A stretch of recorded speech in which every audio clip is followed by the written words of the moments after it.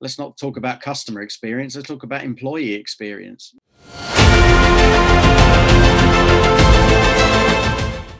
I'm Tom Dennis, CEO of Serenity in Leadership, and we're premier conflict resolution, culture integration, and change specialists. And we help businesses overcome challenges and achieve successful, lasting outcomes whilst always putting their people at the heart of the business. I'm delighted to welcome Steve Whitton, the founder and CEO of Menable, an organization you set up to support well-being in the automotive industry.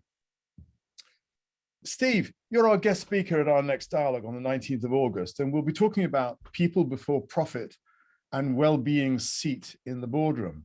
So I've got a bunch of questions, if I may. I'd just like to take you through in advance of that. Yeah, absolutely. Yeah, of course. And it's an absolute pleasure to be here. Sorry. Yeah, no, indeed. Yeah, looking forward to it. Okay, great. The last year and a half have obviously been an incredibly hard time for many in terms of mental health. So how has the pandemic brought mental health issues to the fore? And how bad is it really? I think those issues like mental health issues have always been there. I think what we've traditionally done is been very well versed and very well practiced at keeping a lid on stuff.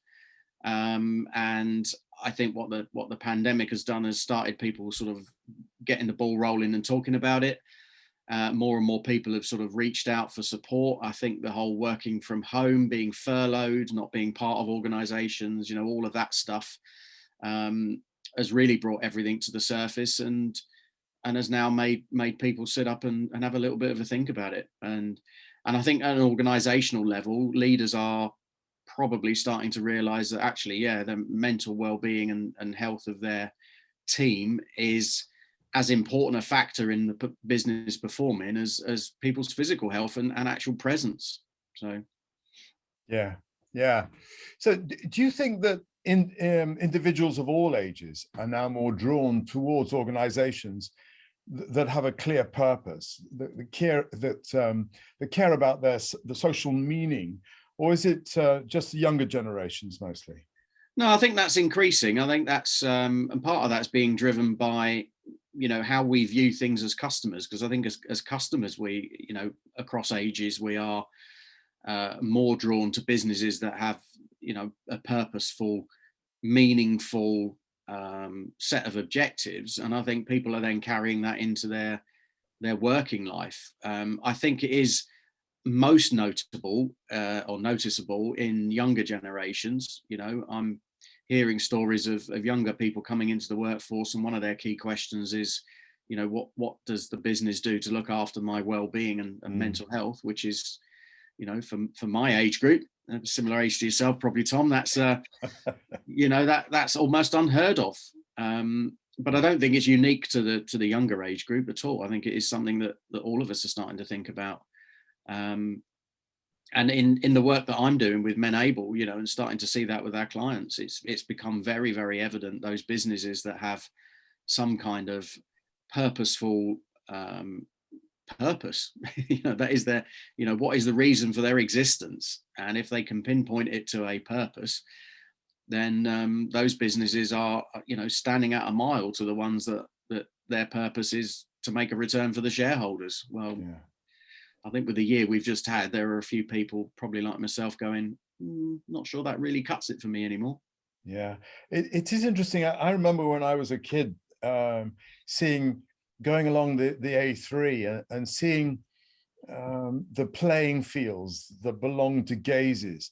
Gaze's was a building organization. I mean, they built houses, but they had a whole infrastructure where they cared for their people, and they had social gatherings and sports and, you know, dedicated sports grounds. And it's funny how industry seems to have gone away from that, and now in different ways they're coming back to really saying we are a family and we want to look after our people. Sorry, did you want to say something there? No, I was going to say, no, I'm with you on that. I mean, I remember in the 70s, my parents worked for a large printing firm in Aylesbury in Buckinghamshire. And they had the same. They had a whole infrastructure that was based around the sports and social club. They had their own playing fields. They had community centres with various events going on. You know, there was all sorts of stuff happening for the children of the families. Yeah. In a not as close as, but a similar way to the sort of Cadbury's type model, I suppose, which was, you know, that business was all built upon, you know, that Yeah. social need, you know, and their morals. Obviously, they were Quaker families, so they come at it from a slightly different angle. But you're absolutely right. You know, we see examples of that, but obviously the world's moved on. You know, people don't necessarily want to go to a club on a Friday night and have a drink and play bingo anymore. Big generalization. I don't, but you know, there might still people want to do that, but in the main, it needs to move in a slightly different direction. And you know, Yeah. we're starting to see a few companies are starting to do things, but I think we've gone through a period where less and less companies have done that sort of stuff. Yeah. Yeah. So what's it been like for the automotive industry in particular? You know, that's a large part of your background. So what's been your experience there? Um, well, I mean, I think firstly, I mean, the industry is geared up for mass production. So when you mass produce a product, you need an outlet for it to be sold to or sold through. And of course, that's what the dealer network is geared up to do. And those businesses are very driven by objectives and performance. And of course, what the pandemic has done has meant that those businesses that are already run very lean are running with less staff, people who are on furlough, and you've had people out there then going, well, I'm not sure if what that means. Does that mean I've got a job to go back to? Is that job going to look the same when I go back? What's the management structure? And we've seen and heard stories of, you know, many businesses that have kept in touch with their teams and their management have been very proactive in communicating.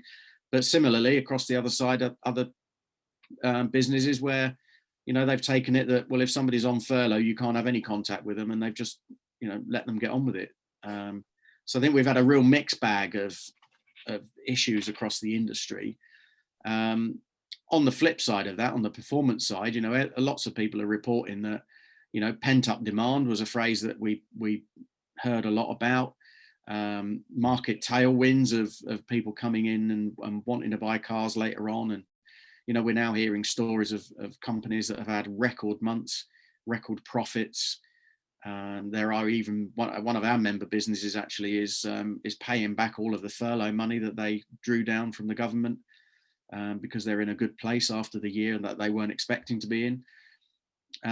So as I say, it's a real mixed bag, but yeah, I mean, it's been like for everyone else, it's been very, very tough. And I still don't think, you know, what are we, July now? I don't think we're quite out of the woods yet. I think there will still be some issues to come, especially when people start to see, well, how many staff do I need? What staff do I need? And so on. Yeah. Yeah, I agree with you. Do you think performance-driven cultures make it difficult to achieve diversity, inclusion, equity, and gender balance? I certainly think they have done. I think so. If I talk about the automotive industry where I am, that's very much been the case, and I think part of that is because I need to not sound like I'm having a dig, because I'm genuinely not. I mean, this is me sort of just making observations and commentating, really. But our industry has had a history of promoting for confidence, not competence. And when you do that, you end up with managers who recruit people in their own likeness. And, you know, and because it's performance driven, and if you have managers that you know are managing to within a fairly strict set of guidelines, they are going to be fearful of taking a bit of a risk on somebody that doesn't fit within the model they already understand. So, you know, are they going to take a punt, to use a motor trade expression, on somebody who doesn't fit into that typical model? And we're seeing this with the work that we're actually spreading out into the US, and our guy out there talks openly about the industry is run by white middle-aged guys. You know, and that bears out exactly what I've just said. You know, I've got, you know, a set of objectives to achieve. I need to recruit somebody. Who am I going to recruit? I'm going to recruit a version of me, maybe a slightly younger version, but a version of me, because I know that person is going to deliver what I need to be delivered. If that person comes along and they are outside of that image that I'm looking for whatever reason, be that gender or other diversity issues or inclusive issues or mental health issues, person's going to represent a bit of a risk to me. Yeah. So we've got some work to do. And it's really important work you're doing. So if an employee comes to their manager and says they're suffering from anxiety, or they're finding the pressure too much, or are feeling burnt out, what should that manager do? Well, I mean, again, I'm talking predominantly for the automotive industry, but in the main, I mean, where we're heading with that, and well, and not just the automotive industry, but everywhere, managers need to be empathic, and they need to be high on emotional intelligence, and they need to be not bogged down in the process and the transactional element of their job. And we've been very, very clear with leaders and managers across our industry, and have said, the minute you have manager in your title, if you have staff responsibility, that is your job. That is your job. Your job is the people. Your job is not the process and the transactions, and the people are, the ones that do the bits you don't want to do. Your people are your job. So if somebody does stop and say, look, boss, I need half an hour to have a chat with you, then that's what you should be doing. If your environment and the organization you work for doesn't support that, or the pace or the level of what's going on doesn't support that, then obviously that's a different issue that needs to be addressed. But in the main, our message is to managers: be empathic. I think that's the American version, is it? Or empathetic. Have empathy, and be emotionally intelligent. As long as we understand what that means.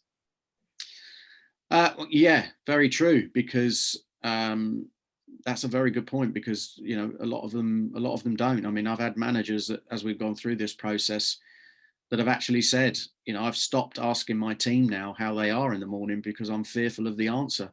Yeah. Because if the answer isn't the typical British "I'm fine" or "I'm okay" or "same rubbish, different day," or a version of that, then they they don't really feel that they got the skill or the time in their busy schedule to be able to deal with just sitting and listening. The other side of that, of course, is that as managers, and particularly in an industry like the car industry, is that there is a mentality around fixing things. I want to diagnose what's going on and I want to fix it. And if I can't fix it, why am I spending time talking about it? Yes. I was listening to Brene Brown the other day, and she talks about action bias, which is exactly that. You bring me a problem, I'll fix it. Mm-hmm. And certainly in our world, where we really try and work at a systemic level, so often what the presenting problem has nothing to do with actually what truly is the problem. And unless you deal with the core issue, the problem's going to come back up again in all sorts of different ways. Yeah. So organizations end up in a solution seeking or problem solving mindset, which just uses up masses of time and resource and doesn't actually get them anywhere. Yeah, exactly. And at the same time, encourages, if that's the right word, the individuals to just keep a lid on their issues. Yeah. And keep them at the door. Don't bring them into the workplace. Yeah. So as a business as a whole, then, if a company is rooted in traditional methods and working practices, what are, say, the best 3 ways they can make changes around mental health? Well, for us, first and foremost, it starts with the CEO or the MD or the person at the top of the tree, and it's an acceptance and a belief on their part that we need to embrace this. We need to do something. We need to change. We need to look closely at what these things are. We go through 5 steps with them and really get them to give themselves very simple scores out of 5 for each of these areas, to say, let's have a quick kind of tot up of what you think are the key issues of concern in your business. I would also say, talk to the people on the ground, and create something. And what we're doing with ours is that we get our business to nominate somebody that we actually call a menabler, which is, it's not a mental health first aider. They're not there as a counsellor. These are people that are just generally taking the temperature, if you like, of what's going on in the business. And then I would say the third thing is open up communications. Make it okay for people to talk. And we're adopting a process that we're going to call shoulder to shoulder, because in our industry, very male dominated, particularly on the technical side. You've got a lot of guys working in workshops that they're not normally the type of people that would sit around in a room and chat about their problems with each other. It's not necessarily the manly or blokey thing to do. So that approach isn't going to be right for them. So we're going to encourage, well, what about if if somebody's changing a gearbox, for example, what about going and standing with them for 10 minutes and just saying, how are you? No, genuinely, how are you? Yeah. Let's have that very open and honest conversation. Yes. And don't in a shoulder to shoulder kind of way, but without getting in a room and having a having a seance. That's not what we're aiming to do. Yes. And I guess if people really feel like management cares, it makes such a difference. Yeah, we have a very simple phrase that positive employee outcomes equal positive customer outcomes, which equals positive business outcomes. Simple as that. And if people feel good about themselves, then they perform well. There's no doubt about that at all. And if somebody's with you 5, or in Motor Trade's case, maybe 5.5, even 6 days a week, you've got a real vested interest in that person being at their best. And if they've got stuff going on, understand, empathize, support them. And also and examine how much of that is down to or contributed to by the working practices of your business. Yeah, we have the saying, it's a little similar to yours. We say organizations thrive when people thrive. Yeah. Finally, why should a company put people before profit?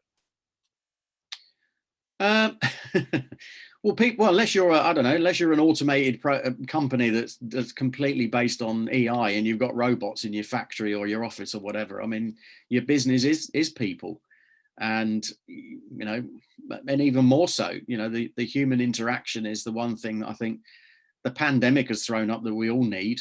We all crave that, and I think if anything, we're going to want to get back to whatever that looks like in a new form. And so people are the heart of delivering that. And, we see stuff on LinkedIn all the time from people like Richard Branson saying, let's not talk about customer experience, let's talk about employee experience, because if your employees are feeling good, they'll deliver you what you need. They're the ones that are reliant on, that you're reliant on to deliver a fantastic customer experience. So, don't put a load of effort into the customer's experience. Put your effort into what do your employees get for working with you. And then the customer experience will follow. Absolutely, yeah, 100%.